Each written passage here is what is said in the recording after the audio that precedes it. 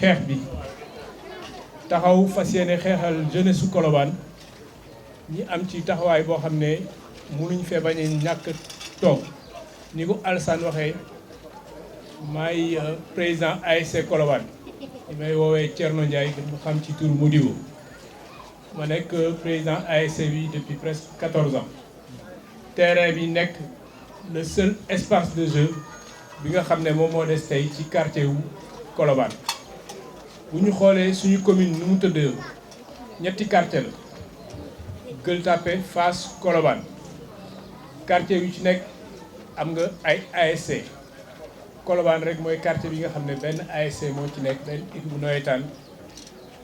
am espace bi nga xam ne fa la ñuy tàggatoo moom rek moo ñu desee ci biir quartier bi ñi bokk ko nag ak école football yi bokk ko aussi ak ndaw yi koñ bi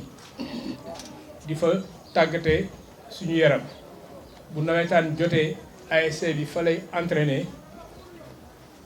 yeneen bés yi jeunes yi nekk ci koñ bi bu ñu buggee football fa la ñuy footballé terrain bi nag yàgg na poser problème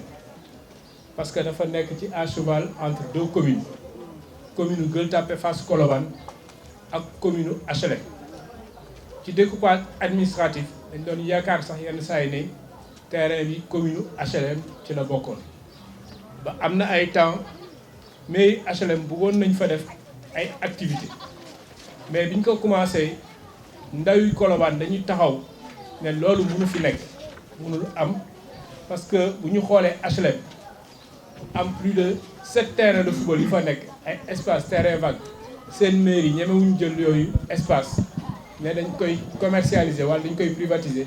ñoo naan dañuy jël ba terrain wu Colobane mais dañ koy privatiser dañu ne bu boobaa daf ñuy jaral ñun lu mu leen jaral tey fa la ñu toll benn espace bi la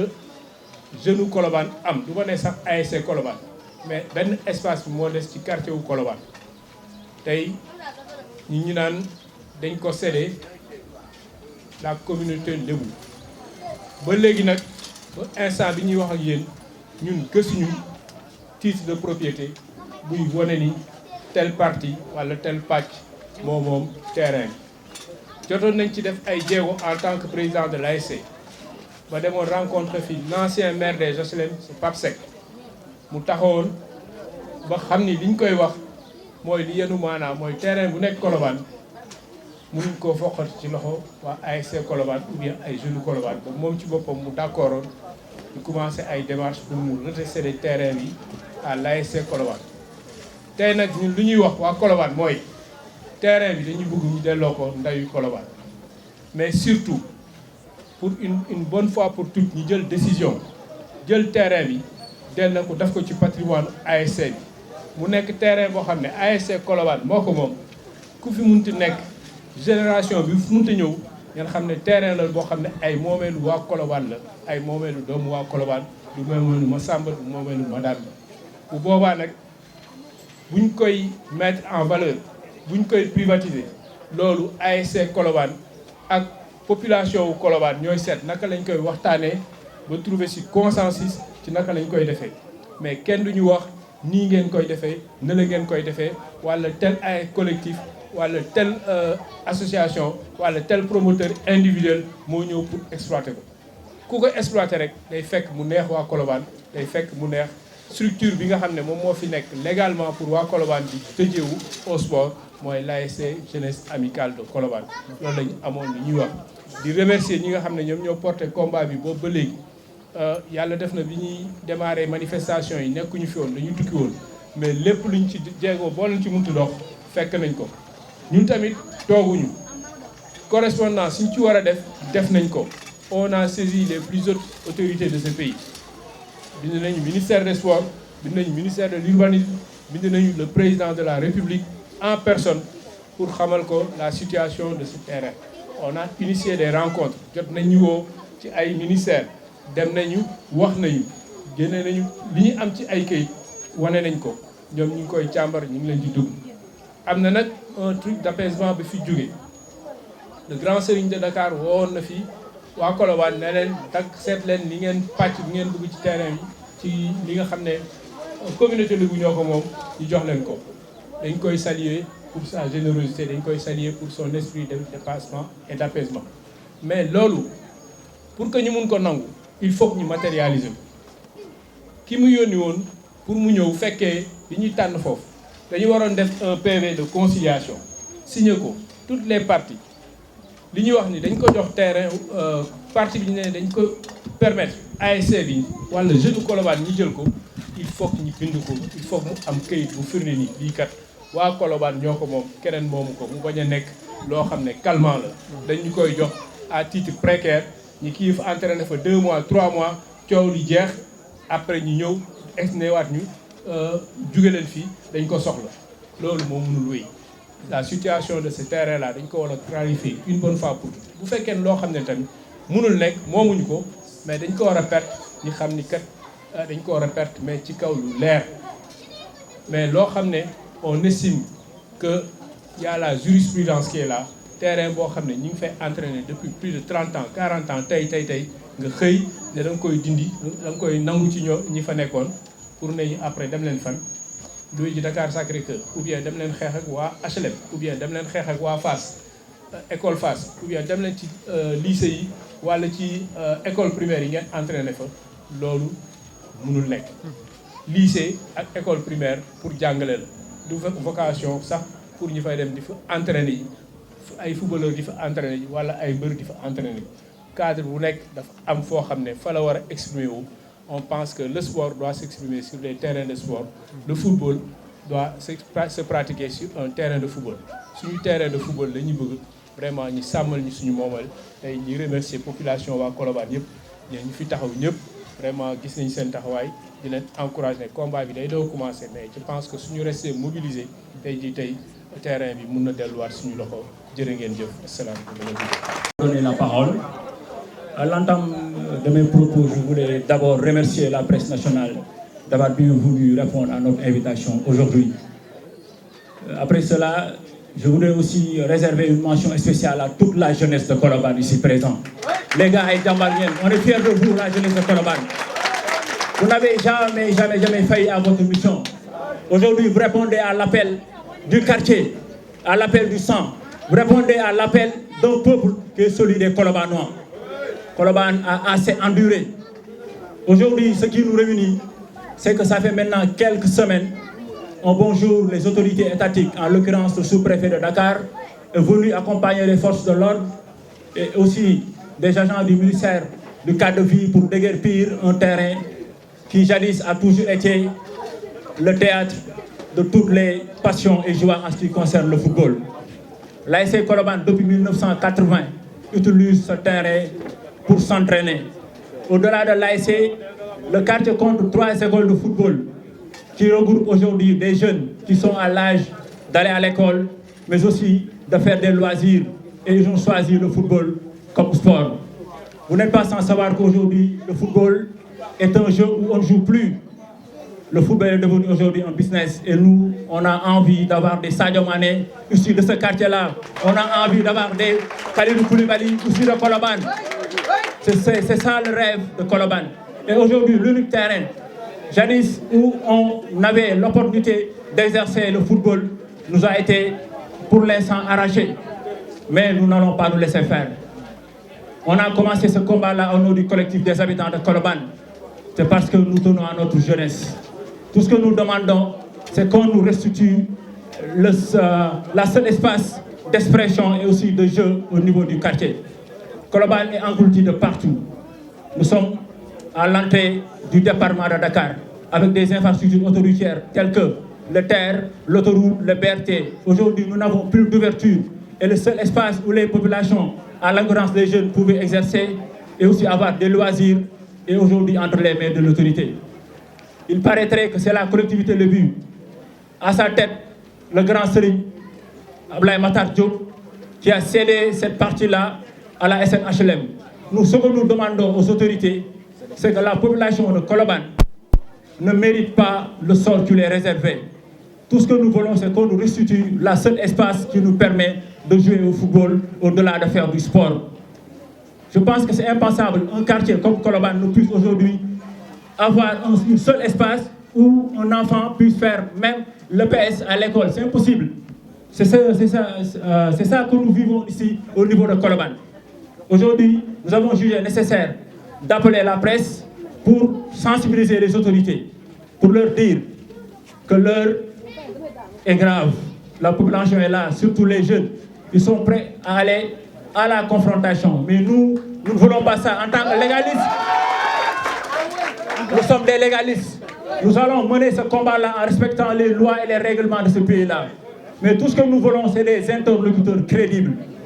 N'est-ce pas? Qu'on nous écoute et qu'on prenne en considération les aspirations de ce quartier-là.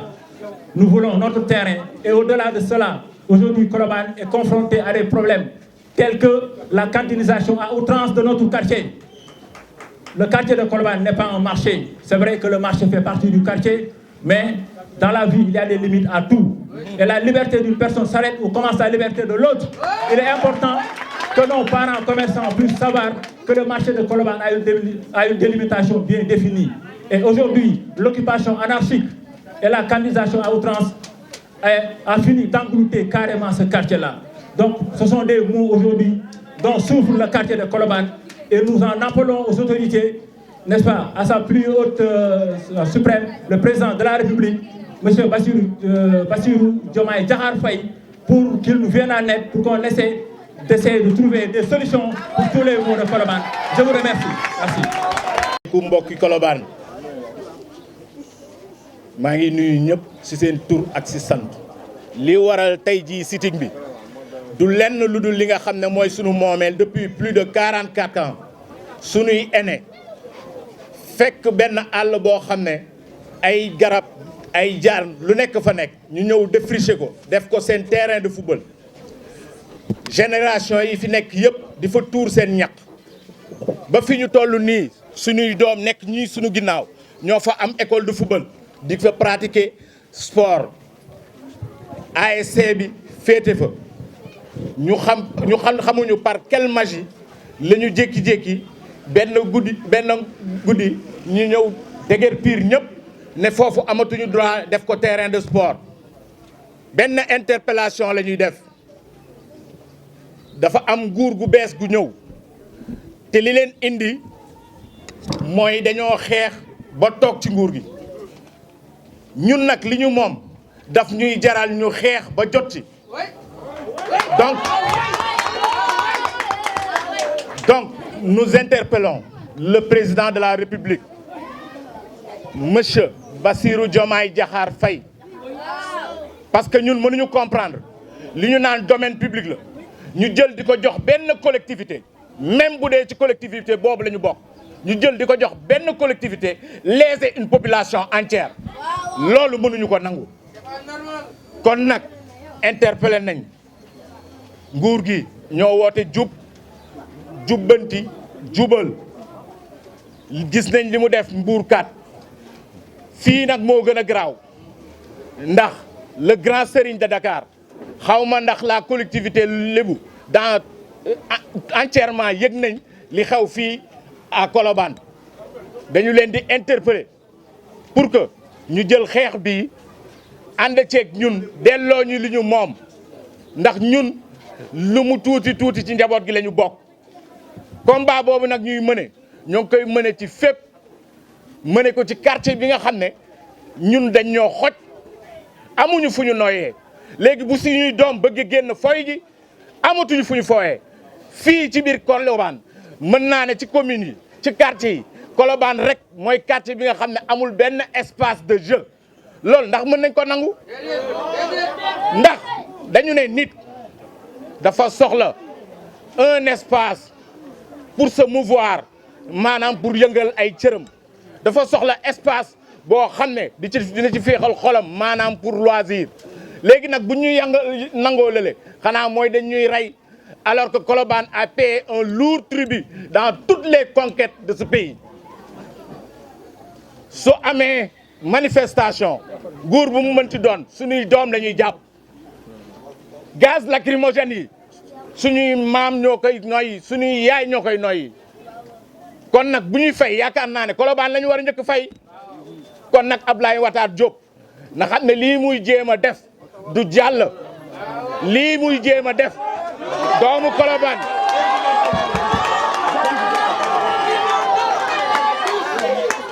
lii muy jéem a def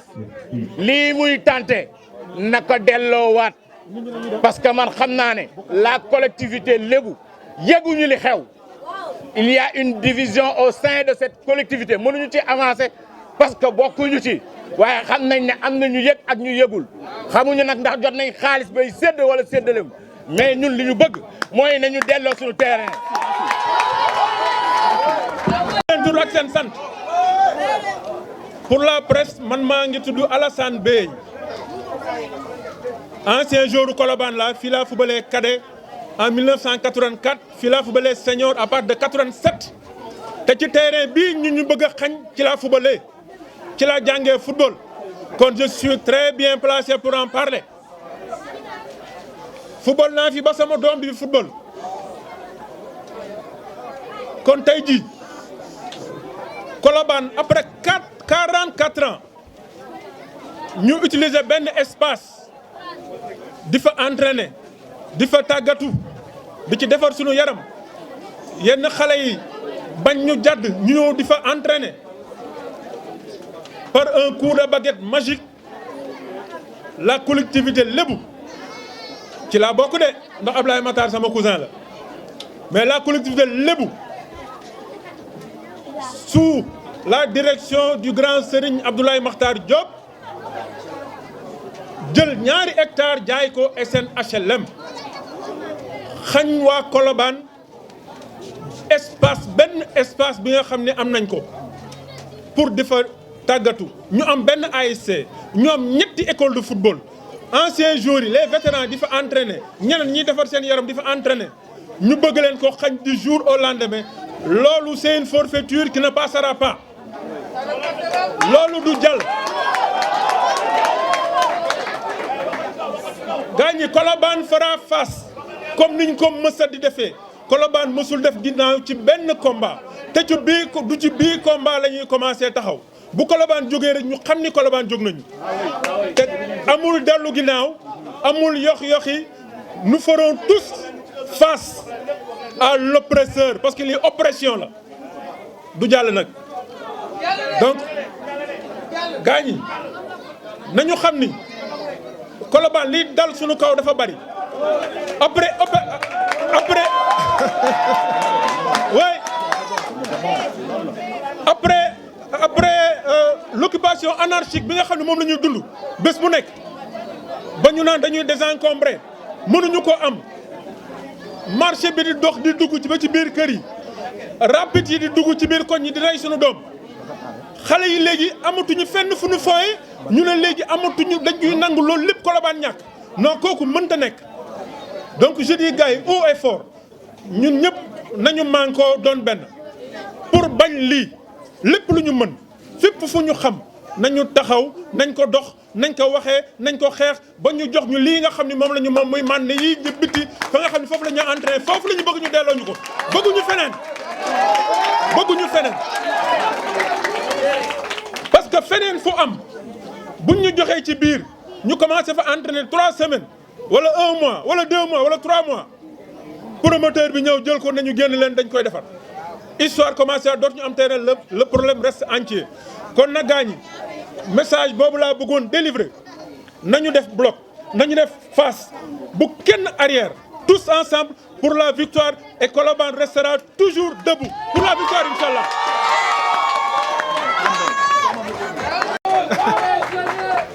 ñu ngi gërëm journaliste yi ñoo yëpp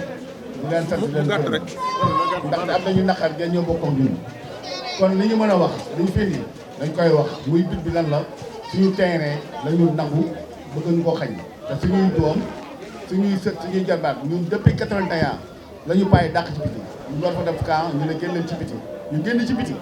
daf ko terrain mu doon àll bu kenn ñemewul tey ñu dagg àll boobu daf ko terrain ba tey jii suñuy kilifa ñi nga xam ne ñun ay lébu lañu ñuy lébu ñoom ñu xañ ñu bëgg a jox keneen muy bëgg a jox HLM ak ay turc kon tey du ñu nangu suñu doom yi nga xam ne ñoo war a jël ñoo terrain bi ëllëg war a tere seen baay tere seen ndey ak seen baay. mais jeex na jàkk jee tax continue. tere seen ndey ak seen baay ñu bëgg leen ko xañ xale yaa ngi toog seen ginnaaw ku ci ne am nga talent boo xam ne tey ay taayomaan ak ñeneen ñeneen fa ñu egg ñii war a fi mën a egg kon fii ñu toog duñu leen xañ di jox keneen HLM ay kër lay defar di jaay kër kii dëkk ñu fi ñu ay Sénégal Diomaye Faye mi ñuy fal président moo njëkk a bañ lii mook Sonko kon ñii dañ koy bañ ba tëdd ci raay bi suñu terrain la ñu soxla amul nii suñu terrain nañu ko jox ñun Colobane ñoo bokk ndey ñoo bokk bàyyi dañuy jox cër respect et réciproque waa Colobane maa ngi nuyu ñëpp di ziar ñëpp di wax ne dañ fi nekk dama fi ñëw en tant que doomu Colobane li ñuy wax yëpp dëgg la duma ci revenir appel bi ñuy lancé rek mooy lépp lu ñuy dugg rek da doon dëkk Ablaye Matar bu bëggee fokkati terrain bi waa Colobane taxaw dañuy jàkkaarloo ak moom ndax non seulement quartier bi mi ngi étouffé xale yi amuñu fu ñu fooyee amuñu fu ñu taxaw kon nag li may ñaan rek te gàttal rek mooy Ablaye Matar ci boppam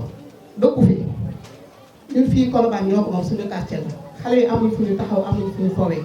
de grâce on lance un appel Ablaye Matar bàyyi ñoo suñu terrain ci fulla ak fayda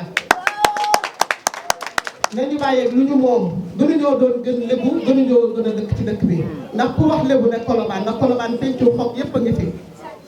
pencum xob yow tudd fi ñu toog nii di saakure pencum xob la ay magu lébu ñoo ko sanc ñu ñu doon seen sëb fekk leen fi kon nag ñun Colobane li ñu moom nañ ñu ko jox loolu daal laa amoon lu ma ciy sànni di leen remercier bu baax. mbokk Colobane ñu ngi leen nuyu bu si ne si tur ak santam ñu fi teew ñëpp dafa am loo xam ne dafa rafetul ci gis-gis ndax ñaata réunion lañ ci def ñaata réunion plusieurs de réunion lañ def pour bëgg li nga xam ne jot ko muy suñu terrain bi ay xale yu judd ci quartier yoroo fi màggee fi doon ay ndaw ñu ngi nii ci ginnaaw xale yi ñii bu weekend bu jotee fan la ñu war a entraîner loolu war nañ ko xool ñu am ay talent ay joueurs yi nekk ci ginnaaw ay seebi ñooñu fan la ñu war a entraîner Ablaye Matar Diop da ngeen di wax li nga xam ne moom la def dafa recevoir ay magum Colobane jox leen jour mercredi ñu ñëw Dakar këram toog ñu yónnee ay mag ñun ñu yónnee ay mag jiital micro bi ñu demee mu toog carrément ñëpp jël programme mu jàll yaa ngi fa wër bi ngeen demee ngeen wax mu ni leen dinañ leen boole ki nga xamante dina ñëw carrément ne ñu daggal leen ci biir bi ñu ñëwee ñu conclure loolu ñu laaj leen la ngeen fa jëlee ngeen ni dañuy daggal ñu indi géomètre ñu dugg ci biir mu dagg ba pare wëlbatiku ñëw gas fa ay teen ñuy pour ñu continuer sant yi mais loolu yëpp fu am mais loolu mooy ñàkk respecté doomu aadama yi ndax mënuñ jël ñun yónni ay nit ñu ñëw nga daggal leen ba pare nga dindi loolu léegi dafa am la am père fi ngeen waroon dem yëpp dem ngeen fi ngeen waroon lancé ay message lancé ngeen ko état bi ngeen waroon bind ay lettre demee yóbbu ngeen ko léegi dafa am lu des gars yi amul ragal gis nga nit looy dem waroo ci ragal dafa am lu am xoolal nit boo nekkee si dëgg barke alxuraanu karim boo dee yàlla da lay jox dëgg dama ni dafa am lu am Sonko mii toog dafa xeex ba tël réew mi te ci xool ci dëkkam la ne woon yàlla jàppale ko dama ni yéen yéenay ndaw te xoolal terrain bi suñu loxo la ne dañu bëgg ngeen reculer ngeen may ñu terrain bi dinañ ko jël par la force barke surtout daa wax xoolal man sëñ li may wax ragaluma ko sama numéro 77 397 90 42 résistance laa woote ñu jël terrain dama ni yéen yéenay ndaw terrain bi nañ ci teg suñu bakkan ñu récupéré ko dañ ko bëgg a jël te incha allah barki Seydina Muhammad terrain bi ko day walaay wa salaam ku ne sa tur ak sa sant di wax ne fi ñu toog nii man tristesse laa am su ma toog di wax ak yéen 20 ans après en 2013 fi ñu toog lañ toog di xeex pour les jeunes de Colobane 20 ans après ma toogaat fi ma toog tey di xeex pour askanu Colobane fii ñu ngeen fi gis y a que des jeunes ñoo nekk ci base bi ñu accompagner avec des gens valeureux avec ay nit ñu digne man jàpp naa ne képp fu teew Colobane moo tax nga teew fi mais nag dañuy wax dara pour nit ñi xam ko Colobane dëkk Colobane du crime da ngay jubloo Colobane ñu lay taxé de bandit ñu toog il y a 2 semaines ñu toog gis les journalistes titré ne Colobane dañoo désencombré zone criminogène te loolu c'est pas vrai dëkk Colobane du crime Colobane du lieu de crime da ngay judd nekk doomu Colobane tu te vas à l'école parce que soo nee Colobane nga dëkk ñu taxé la de bandi Colobane da ngay juddoo Colobane ñu jël terre imposé la ko jël école Kennedy lycée Kennedy imposé la ko jël Massalikul Jinaan imposé la ko jël parti socialiste imposé la ko jël place de la nation imposé la ko privatisé ko ba pare ne la amoo foo fooyee amoo foo footballé loolu duñ ko nangu et on l'acceptera pas. Le combat de Colobane le combat du terrain de Colobane fils sabilillah la dongo de la suñu ñàkk mooy lan ñu bàyyi fi suñu bakkan et bien on ne l'acceptera pas. mënuñu comprendre la collectivité Lébou partout au Sénégal partout à Dakar ils ont des terres nga jox ko plus de 3 hectares ñu poser une question ils sont incapables de nous répondre. mënoo nag may une collectivité plus de 3 hectares 1 hectare et quelque bu ko jël dolliwaat ko ci ñu ko mayoon te dañoo ne l'État il est souverain on est dans un état de droit l'État il est souverain fi ñu moom ñoom dañ koo encadré beneen espace bi la jeunesse de Colobane di fa entraîner 44 ans après ki la dakkoon ci biti ne la ci biti ne la dugal ci biir nga dugg ci biir mu dakkale ne la génneel ci biti 44 ans après mu ñëwaat toog ne la kooku da ngay génn ci terrain bi man jàpp naa ne bii c'est notre premier acte et on attend la jeunesse on vous attend sur le terrain dama ne lu ñuy ñaan du si sabilillah exigence la suñu droit la suñu wareef la ma ngi leen di jaajëfal ko salaamaaleykum merci. ñu ngi jéggalu ci retard bi nekkoon ci liggéey yu mel nii rek itam ñëw benn partager avec yéen seen préoccupation mais damay tàmbali d'abord par vous féliciter ci méthode bi ak manière de lutte c'est important parce que nit mer na toj nit mer na yàq nit mer na saaga waaye mer ngeen ànd ak responsabilité inviter la presse pour alerter les autorités te su ma juumul li ma fekkee démb moo ni li ngeen bëgg rek mooy terrain bu ngeen footballé un bien public pour l'épanouissement des populations du quartier ma ni leen effectivement dinaa ñëw déglu leen dinaa ñëw jël doléance yi dinaa ñëw yeggee ko autorité yi ànd ceeg yéen dox koog yéen parce que loolu mooy suma cër loolu mooy cëru député su askan soxla da nga war a teew fekkee ak ñoom ànd ak ñoom xeex ak ñoom bañ am li ñu bëgg man nag seen surga la lii ma def moo war bépp député boo xam ne ni askanam soxla na dafa war a ñëw taataan ko fi ngeen mënta àgg ñu fexe ba mu àgg fa ak autorité yi fexe bañ andi leen solution te lii ngeen di xam ni kenn xeexalul boppam kenn xeexalul këram li ngeen di xeexal mooy askan li ngeen di xeexal mooy bien public incha allahu rabbi ni ma leen ko waxee woon démb ak barki démb dina ñëw déglu leen dina ñëw taataan seen i soxla fexe aussi ba déglu ñeneen ñi tam ni ma ko waxee woon keroog ñun yàlla dafa def ñu war taxawee njaaxaanaay askan yi fu mu ñu soxlaa dañu war a wuy si wax ngeen ma dégg ba ma fa jógee ci laa commencé di ci dox danaa déglu aussi collectivité locale collectivité Lébou dinaa seeti gouverneur dinaa seeti monsieur le ministre ba lii nga xam ni population wu Colobane bëgg nañ ko te bëggal ko le monde sportif maanaam muy droit au loisir ñu fexe ba nu muy amee am un terrain où les populations de Colobane peuvent am fu ñuy footballé lii rek moo ñu taxoon yëkkati di leen jéggalu encore ci retard bi ne li ëpp solo mooy yëglu bi waaye leneen bi ni ma ko waxee mooy le processus du topp ko dox ko ànd ceeg yéen je vous manifeste toute ma disponibilité parce que je suis citoyen de Dakar parce que je suis conseiller municipal à la ville de Dakar parce que je suis député à Dakar je dois répondre aux préoccupations des populations de Dakar quel que soit leur camp quelle que soit leur position Colobane ca kaw Dakar ca kaw vive Colobane vive la